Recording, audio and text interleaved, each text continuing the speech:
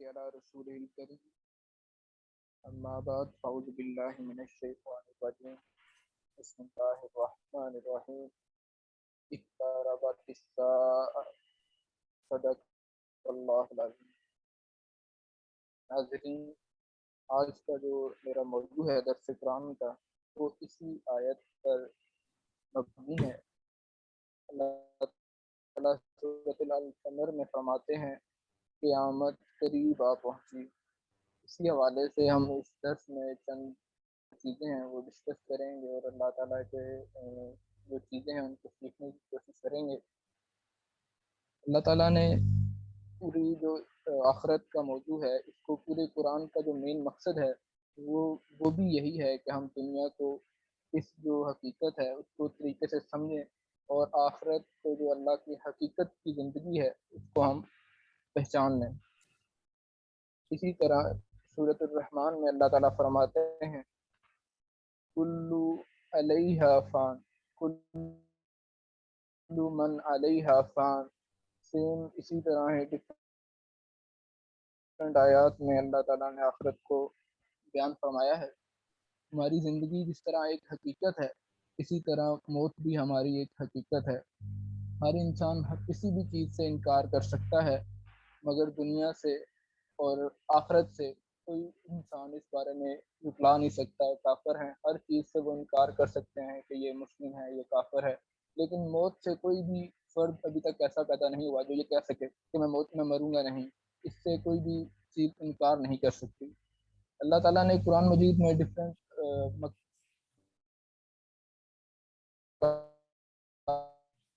مقامات پہ ہمیں بار بار اس بارے میں اپنے اندر پیدا تمام چیزوں کو جو مقصد ہے دنیا کا جو مقصد ہے امتحان گاہ ہے اس کو امتحان کے طور پہ ہی رکھیں۔ سیم اسی طریقے سے جب غزوہ بدر ہوئی تو اللہ تعالیٰ نے انسان کے اندر وہ کمزوریاں جو دیکھیں، جو صحابہ کرام میں کمزوریاں دیکھی تو اللہ تعالیٰ نے فرمایا تریدون عرض الدنیا، تم لوگ دنیا کے فائدے چاہتے ہو۔ اور بالکل اسی طرح غزوہ احد میں جب ڈسپلن کی کمزوری ہوئی ظاہر ہوئی تو اللہ تعالیٰ نے فرمایا منکم من یرید الدنیا ومنکم من یرید الآخرہ، تم میں سے بعض لوگ دنیا کے طلبگار ہیں اور بعض آخرت کے طلبگار ہیں۔ یعنی کہ ہمارے میں سے اکثر لوگ مسلمان ہیں، ہم آج کل کے معاشرے میں ہم اکثر لوگ یہ تمنائیں کرتے ہیں کہ یا اللہ ہمیں حج نصیب فرما، ہمیں عمرہ نصیب فرما، اور اتنا بڑا درجہ اللہ تعالیٰ نے صحابہ کرام کو عطا کیا، لوگوں کو عطا کیا کہ وہ نبی صلی اللہ علیہ وسلم کے ساتھ جہاد کر رہے ہیں، اور جہاد اتنے بڑے درجے پہ فائز ہونے کے باوجود اللہ تعالیٰ فرما رہے ہیں تم میں سے بعض لوگ دنیا کے طلبگار ہیں اور بعض آخرت کے طلبگار ہیں۔ یعنی کہ نبی صلی اللہ علیہ وسلم کے ساتھ جہاد میں شریک ہونے کے باوجود بھی جتنی دیر تک ہم دنیا کو اپنے دل سے نکال نہیں دیں گے اور آخرت کو اپنی تمام چیزوں کا منبع جو ہے، تمام جو چیزیں ہیں، اپنی تمام تمناؤں کا جو رخ ہے وہ آخرت کی طرف نہیں پھیر دیتے، اتنی دیر تک وہ تمام چیزیں ہماری فضول ہیں۔ سیم اسی طرح غزوہ تبوک میں جن لوگوں نے کمزوری دکھائی اللہ تعالیٰ نے اس طرح بیان کیا، اور سورۃ التوبہ میں اللہ تعالیٰ نے فرمایا اے لوگوں جو ایمان لائے ہو تمہیں کیا ہو گیا ہے، جب تمہیں اللہ کی راہ میں نکلنے کے لیے کہا جاتا ہے تو تم زمین کے ساتھ چمٹ گئے ہو، کیا تم نے آخرت کے مقابلے میں دنیا کی زندگی کو پسند کر لیا ہے؟ ایسا ہے تو تمہیں معلوم ہو کہ دنیا کی زندگی یہ سب سر و سامان آخرت میں بہت تھوڑا نکلے گا۔ یعنی کہ اللہ تعالیٰ آ رہے ہیں کہ یہ جو تم چمٹ کر دنیا کی زندگی کے ساتھ چمٹے ہوئے ہو، یعنی کہ بعض صحابہ نے جب انکار کیا غزوہ تبوک میں نہ جانے کا، اللہ تعالیٰ ان کی کمزوری کو دیکھتے ہوئے فرما رہے ہیں کہ جب تمہیں اللہ کے راستے میں کہا جاتا ہے کہ نکلو تو تم زمین کے ساتھ ایسے چمٹ جاتے ہو، کیا تم نے دنیا کو آخرت کے مقابلے میں ترجیح دے دی ہے؟ تو سیم اسی طرح ڈفرینٹ آیات اور بھی ہیں قرآن مجید میں جس میں اللہ تعالیٰ فرماتے ہیں آخرت کی نشاندہی کرتے ہیں اور مومنین کو امت کو آخرت کے بارے میں ابھارتے ہیں۔ آخرت کے لیے سب سے مین جو چیز ہے وہ یہ ہے کہ ہمارے لیے زندگی میں آخرت کی یکسوئی جو ہے وہ لازمی ہے۔ ایسا نہیں ہو سکتا کہ ہم دنیا کو بھی سوچ دل میں رکھیں اور آخرت بھی رکھیں۔ کوئی بھی چیز جو ہے ہمارا جو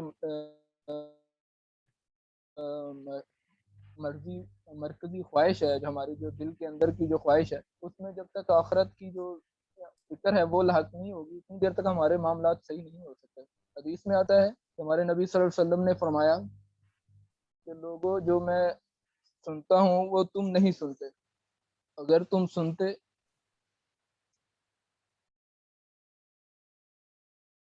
لوگوں میں جو سنتا ہوں وہ تم نہیں سنتے، اگر تم سنتے تو تم جنگلوں کی طرف نکل جاتے، تم شہروں کو چھوڑ کر جنگلوں کی طرف نکل جاتے اور ہنستے کم اور روتے رہتے۔ صحابہ کرام کی زندگی کو اگر ہم غور سے دیکھیں تو ان کی زندگی میں کیونکہ آخرت کی فکر مکمل طور پر نبی صلی اللہ علیہ وسلم نے ان کو سکھلائی تھی، تو سارے صحابہ کرام جن کا جو منظر تھا ان کو دیکھ کے ایسا لگتا تھا جیسے کہ صحابہ کرام کو زندگی کو دیکھ کے ایسا لگتا تھا کہ جیسے قیامت ان پر دنیا پر ہی نازل ہو چکی ہے۔ اسی طرح صورت انبیاء میں اللہ تعالیٰ فرماتے ہیں لوگوں کے لیے حساب کا وقت قریب آن پہنچا۔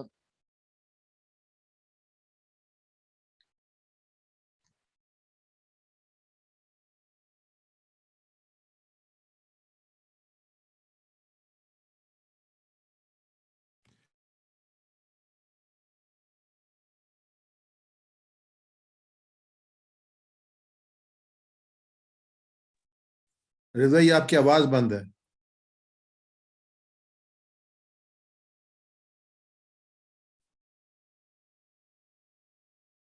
آواز نہیں آ رہی۔ کہ مائک آن کریں، مائک آن کریں، آف ہو گیا ہے۔ ابھی آ رہی ہے؟ اب آ رہی ہے، ٹھیک ہے۔ اس کی یہ معنی نہیں ہے کہ جو آدمی آخرت کو مقصود بنائے وہ دنیا سے دستبردار ہو جائے۔ مطلب یہ ہے کہ دنیا کے لیے مطلوب محبوب اور مقصود کی حیثیت نہیں رکھے گی، بلکہ یہ آخرت کو حاصل کرنے کا ایک ذریعہ ہوگی۔ اس کی رشتہ داریاں، اس کی دوستیاں، اس کی محبتیں، جدوجہد،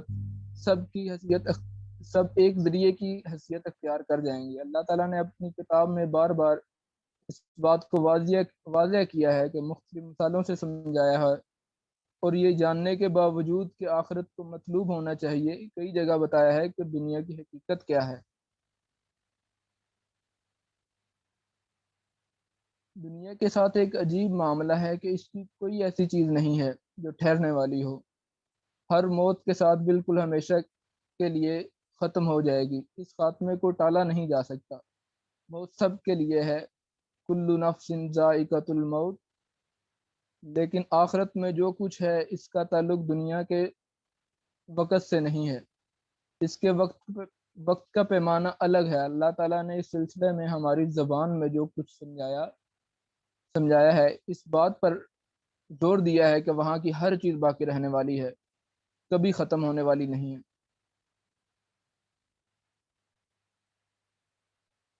دنیا کی مثال تفصیل کے ساتھ دو تین جگہ پہ دی گئی ہے۔ ایک جگہ فرمایا کہ دنیا کی مثال ایک بارش کی سی ہے، بارش ہوتی ہے تو فصل اگتی ہے، ہری بھری ہوتی ہے، بہار آتی ہے، اس کے بعد زرد پڑ جاتی ہے، چورا چورا ہو کر زمین کے اندر مل جاتی ہے۔ اور قرآن مجید میں اللہ تعالیٰ نے فرمایا یعنی وہ عذاب تو ایسا ہوگا جس سے ہر طرف سے موت آ رہی ہوگی، مگر انسان مرنے نہ پائے گا۔ دنیا میں جب درد دو عالم بہت بڑھتا ہے، درد بہت جب بڑھ جاتا ہے کسی آدمی کا تو وہ تمنا کرتا ہے کہ یا اللہ مجھے موت ہی آ جائے، لیکن اللہ تعالیٰ فرماتے ہیں کہ آخرت میں موت بھی نہیں آئے گی۔ دنیا کی کوئی بھی چیز اگر ہم کسی بھی چیز میں محنت کریں، لائک کوئی ہم کچھ بننے کے لیے محنت کرتے ہیں تو جو مزدور ہے یا کوئی ایسی چیز مکان بنانے کے لیے انسان محنت کرتا ہے تو ہو سکتا ہے وہ سارا مکان بنائے، بیچ میں کوئی ایسی چیز رہ جائے کہ ہر چیز جو ہے نا وہ ڈسٹرب ہو جائے، آپ کی ساری محنت ضائع ہو جائے۔ لیکن اللہ تعالیٰ نے فرمایا کہ جو آخرت کی محنت ہے وہ اس کو اگر اخلاص نیت کے ساتھ انسان کرے تو وہ کبھی ضائع نہیں ہوگی۔ اس کا اجر جو ہے وہ لازمن ہے۔ اب ایک اور پہلو کو دیکھیں، سورہ حدید میں ایک پوری آیات دنیا کی زینت میں کہا گیا ہے، تکاثر بھی کہا گیا ہے، ان میں سے ہر لفظ کے اندر کے نتائج ایک قدر و قیمت کے واضح کیا گئے ہیں۔ سجاوٹ زینت صرف ظاہری ہوتی ہے۔ ایک اور جگہ حضور صلی اللہ علیہ وسلم نے فرمایا کہ ایک وقت آئے گا کہ اس امت پر پوری دنیا کی قومیں اس طرح ٹوٹ پڑیں گی جیسے کہ بھوکے دسترخوان پہ ٹوٹتے ہیں۔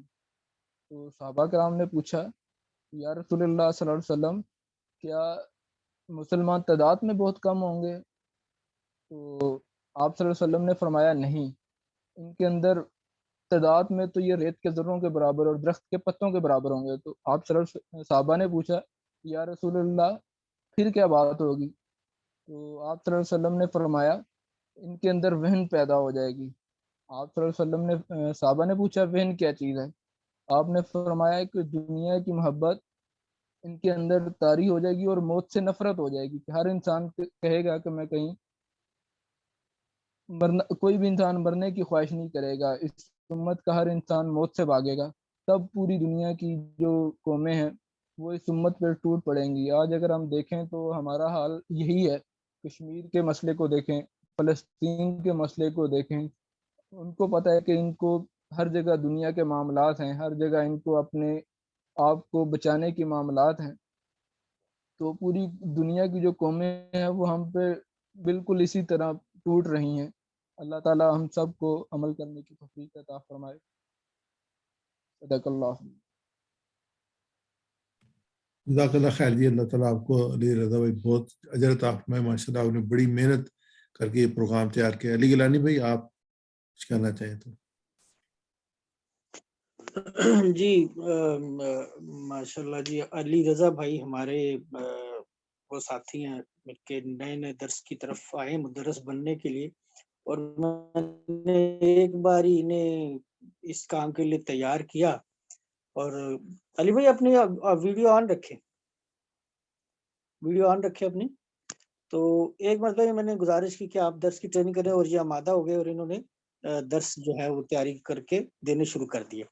تو کیونکہ یہ سٹارٹ انہوں نے کیا ہے، لیکن بڑے ان کا لائق تحسین ہے کہ انہوں نے اس کام کی طرف ہی آئے، اور بڑا مبارک کام ہے، کیونکہ نبی علیہ السلام نے فرمایا کہ خیرکم من تعلم القرآن وعلمہ، یعنی کہ خیر والے دو لوگ ہیں، نبی علیہ السلام نے اس حدیث میں کہا کہ جو قرآن سکھاتا ہے یا قرآن سیکھتا ہے، تیسرے کسی کے لیے نہیں کہا کہ خیر کا کام ہے۔ دیکھ لیں کہ خیر والا بندہ وہ ہے، بہترین وہ بندہ جو یا قرآن سیکھے یا سکھائے، تیسری کیٹیگری نہیں ذکر کی ہے۔ تو آپ سیکھنے سکھانے میں شامل ہو گئے اور بہترین لوگوں میں شامل ہو گئے آپ۔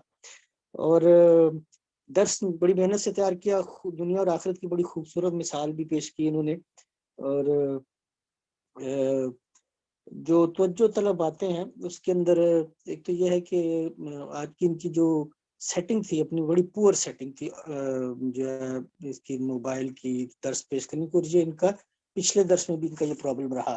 تو یہ تو ماشاء اللہ آئی ٹی سیکورٹی سے نوجوان آج کل بڑے ٹچ ہوتے ہیں، اور یہ مسئلہ ان سے نہیں ہم توقع کرتے کہ ایسا پرابلم ان کے ساتھ ہو، اور یہ آئندہ امید ہے کہ اس چیز کا خیال رکھیں گے۔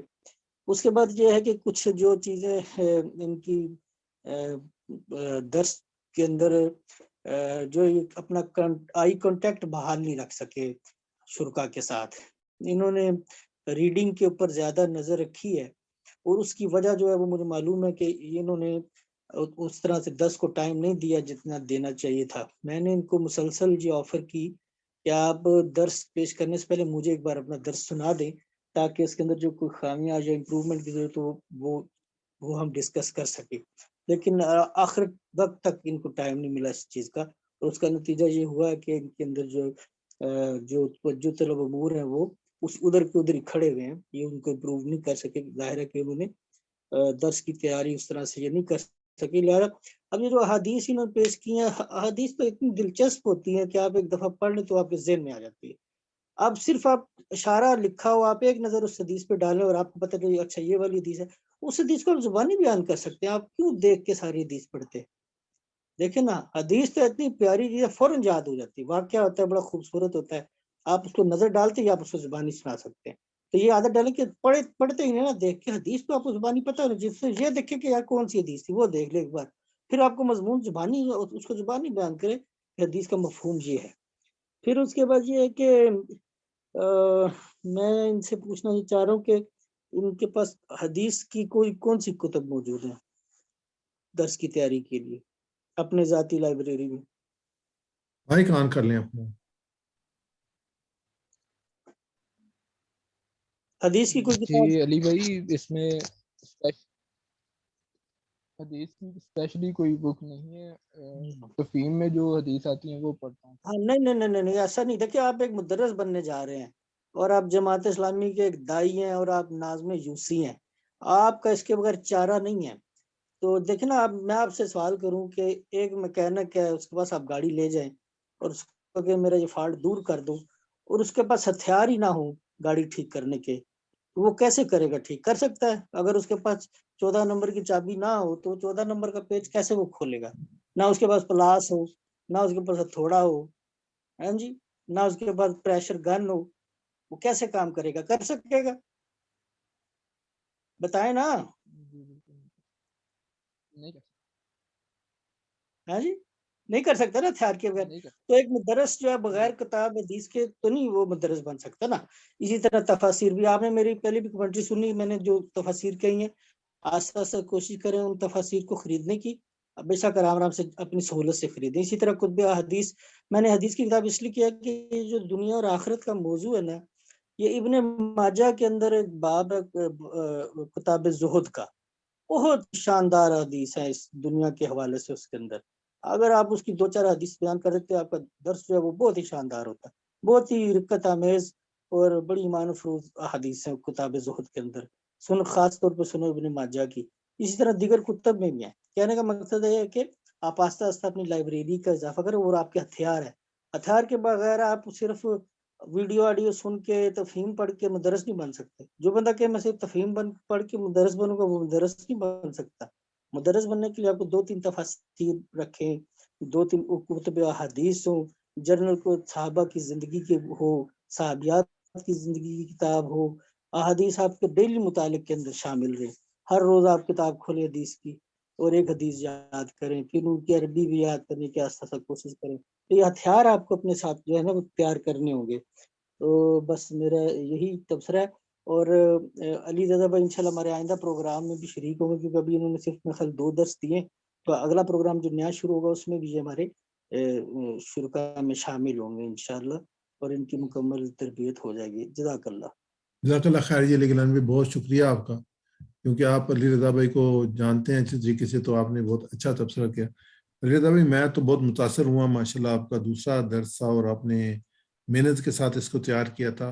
اور میں نے جو محسوس کیا وہ یہ کہ میری آپ پوری کوشش کرتے تھے زبانی بولنے کی. جہاں تک میں نے اندازہ لگایا آپ کا، آپ کے ایکسپریشن سے، کہ آپ کوشش تھی آپ زبانی بولیں، تو یہ بہت اچھی بات تھی. پھر ماشاءاللہ آپ کے الفاظ کا چناؤ بہت اچھا ہے، آپ کے پاس الفاظ اچھے ہیں، آپ الفاظ اچھے استعمال کرتے ہیں. ماشاءاللہ آپ کی آواز بہت اچھی ہے. کئی لوگوں کی آواز کم ہوتی ہے تو اس کے لیے مشکل ہوتی ہے مدرس بننے کے لیے. پھر آپ کی گفتگو میں تسلسل ہے، رکاوٹ نہیں ہے. کئی لوگ رک جاتے ہیں، بات نہیں کر سکتے. اب ماشاءاللہ ایک تسلسل ہے، ایک روانی ہے، اور روانی سے بولتے رہتے ہیں. تو علی گیلانی بھائی نے جو آپ سے جو باتیں کی ہیں بہت اہم ہے. ایک مدرس کے لیے جو ہے نا اس کی اپنی لائبریری ہونی چاہیے، اس کا ریگولر مطالعہ ہونا چاہیے. جماعت کے جو ہمارے میگزین ہے، ترجمان ہے، ایشیا ہے، اس سے ہمیں نا دنیا کے معاملات میں ایک رائے پتہ چلتی رہتی ہے، جو آنسٹ اوپینین ہوتی ہے. جماعت اس کو تحقیق کر کے لوگ اس کو دیتے ہیں، اس میں مضامین ہوتے ہیں، وہ ضرور اپنے اس میں مطالعے میں رکھیں، اور پھر ایسا ایسا اپنی لائبریری بلڈ اپ کریں. اور مطالعہ اور آپ کی لائبریری کا بلڈ اپ ہونا، یہ انشاءاللہ آپ کو جو ہے نا بہت اچھا مدرس بنانے میں مدد دے گا. تو انشاءاللہ اگلا جو ہم یہ ہمارا آخری پروگرام ہے، لیکن اگلا جو سیٹ پروگرام شروع کریں گے آپ کو اس میں انشاءاللہ شامل کریں گے، اور انشاءاللہ آپ جو ہے وہ خوب محنت کر کے اور بہترین مدرس بنیں گے انشاءاللہ. بہت ساری دعائیں آپ کے لیے، میری بھی اور علی گیلانی بھائی کی بھی. جی یہ علی گیلانی بھائی، مشتاق بھائی کہاں پہ ہیں؟ جی مشتاق بھائی میرے ویٹنگ لسٹ میں بیٹھے ہوئے میرے پاس. تو کہنا جی، کر کے پروگرام شروع کر لینا جی.